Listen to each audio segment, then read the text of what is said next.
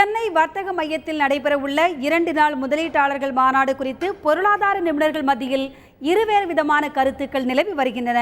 அதனை இப்போது பார்ப்போம். தமிழ்நாடு குளோபல் இன்வெஸ்டர் ஃபார் மீட்டுன்னு ஒன்று நடத்துகிறாங்க.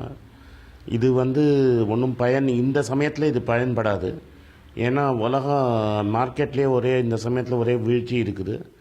ரூபா 57 ரூபா இருந்தது போன வருஷம். இன்றைக்கி அது 68 ரூபா, 67-68 ரூபா வரைக்கும் போயிடுச்சு.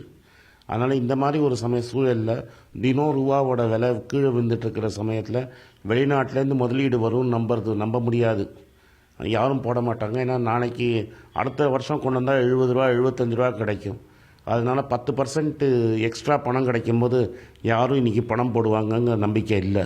குளோபல் இன்வெஸ்டர் மீட் 2015 இது ஒரு வரவேற்கத்தக்க ஒரு இனிஷியேட்டிவ். தமிழ்நாடு அரசாங்கம் செய்கிற ஒரு நல்ல வரவேற்கத்தக்க நிகழ்வு. இது தள்ளி போனாலும் இப்போ நடைபெறுங்கிறது ரொம்ப சந்தோஷமாக இருக்குது. இந்த நோக்கம் என்ன? 1 லட்சம் கோடி ரூபாய் முதலீட்டை கொண்டு வருவது தான் இதனுடைய நோக்கம். இந்த நோக்கத்தை நிறைவேற்றுவார்களா என்பது மிகப்பெரிய கேள்விக்குறி. கடந்த 4 ஆண்டுகளில் பார்த்தீர்களால் பல வகையான திட்டங்கள் பணத்தை செலவழிப்பதாக இருந்தது. இதுதான் முதல் இனிஷியேட்டிவ். நிறைய பணத்தை உள்ளே கொண்டு வருவதற்கும் வருமானத்தை பெருக்குவதற்குமான ஒரு குறிக்கோள்.